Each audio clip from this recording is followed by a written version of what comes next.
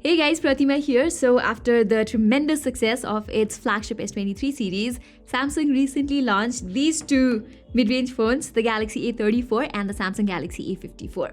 I have been testing both of these devices for almost 3 weeks now, and in this video I'm going to talk about the Galaxy A54. Its price starts at $450 in the US and 39,000 rupees in India. And if you look at the specs, honestly, it does not bring a whole lot of changes versus last year's Galaxy A53. And it looks a bit overpriced too. But the thing with Samsung's mid-range phones is that their prices go down in a month or two, so you can expect the same with the Galaxy A54 as well. So if you consider the price drop, the Galaxy A54 has some really good stuff. And it makes a lot of sense for someone who does not play a lot of games, is not a power user, and wants a decent overall experience. The first thing that you will instantly fall in love with about this phone is its design. You get a glass back here, a very modern looking boxy form factor, and this minimal camera layout and plenty of color options to choose from. For me, it is easily the best looking phone in its price segment. It's so good that some of my friends even thought that I was carrying the more expensive Galaxy S23. Not just the looks, the Galaxy A54 also feels quite good to hold in the hands. It has the right amount of heft and the size is just perfect for me to interact with the display. The side buttons are also easily reachable with one hand, and there is less muscle exercise when you're typing or using the fingerprint sensor to unlock the phone. Samsung also continues to include IP67 dust and waterproofing on its mid-range phones, something no other brands offer at this price segment. I remember Carl Pei, when he was with OnePlus, said that it will cost $15 to include an IP rating on a phone. For us, it costs around $15 for each phone to do the IP certification. So it's good to see Samsung not skipping IP rating here to reduce the cost. For me, it's such an underrated feature because I'm a little clumsy person. I spill water off my desk every now and then, and I also ride a scooter, so during the rainy season, this IP rating provides me with better peace of mind. Likewise, I also like Galaxy A54's display. Now these days, even OnePlus, Xiaomi and other brands offer quality screens in this segment, but there's just something about a Samsung display that my subconscious mind falls in love with. Maybe it's the color calibration or the touch feedback, or maybe it's because of the UI UX, I don't know. I just like Samsung's display more. Compared to its predecessors, this screen is also brighter, so it works much better in outdoor conditions. You also get HDR10 support here, but sadly that's not enabled yet on Netflix, although it is available on Amazon Prime. The display is also complemented by a decent stereo speaker setup. Now, it does not get as loud as flagship phones, and the bass is kind of missing too, but it will get the job done when casually listening to music or watching YouTube videos. Another thing I like about this year's A54 is the vibration feedback. So whether I'm typing or clicking the navigation buttons, there's almost a flagship-like experience. This is all thanks to its X-axis vibration motor, which, by the way, is the first in the history of Samsung's Galaxy A series.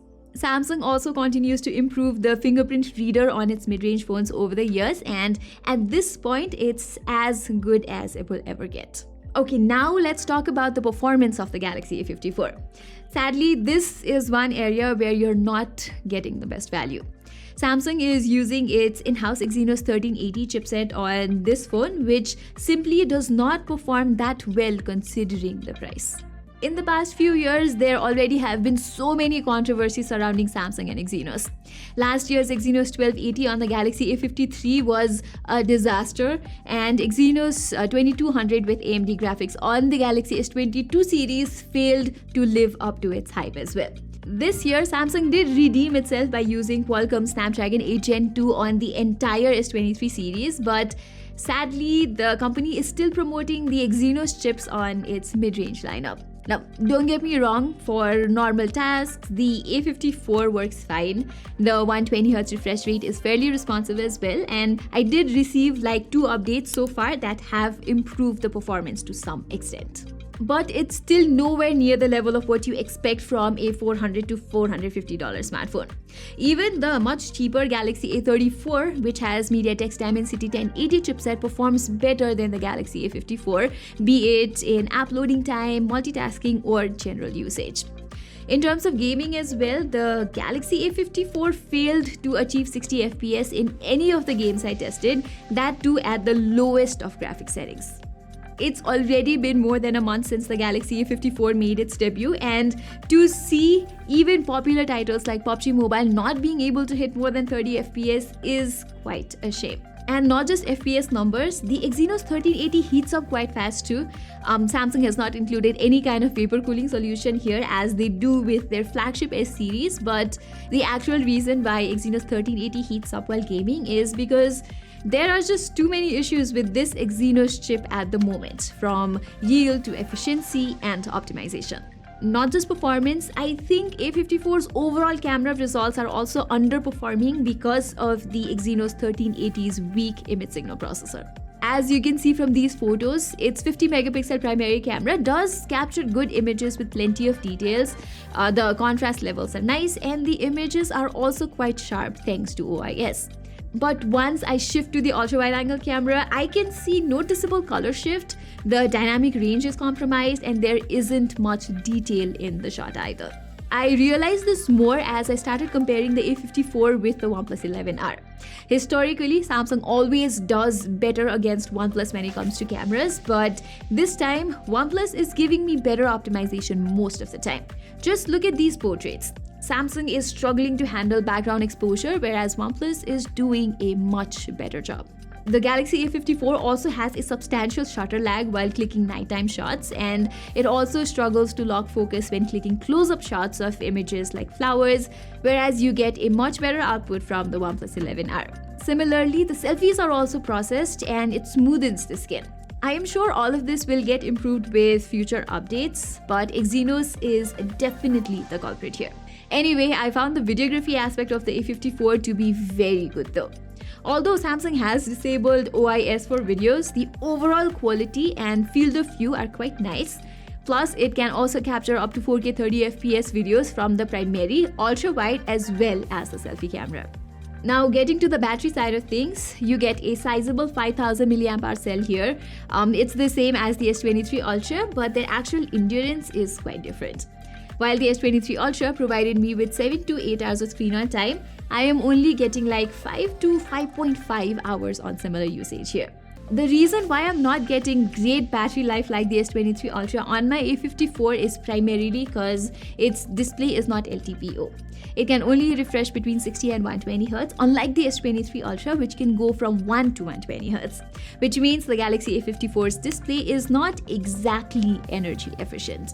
Charging is also pretty standard here. Like most Samsung phones, you don't get a charger inside the box, so you will need to pay additional cash to get a compatible 25-watt charger, which takes around 1 hour and 20 minutes to fully charge this phone. Okay, to conclude, as I said at the beginning of this video, recommending the Galaxy A54 is a bit more tricky than you think.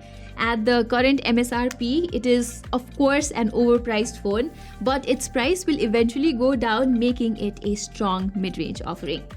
Here you're getting a flagship-like design, you're getting a solid build quality complemented with IP67 protection. The display is great too, and so is the battery life to some level. The Exynos 1380 chipset, although not very optimized right now, is still a decent performer for day-to-day tasks. And of course, you get Samsung's One UI experience with 4 years of OS updates and 5 years of security patches.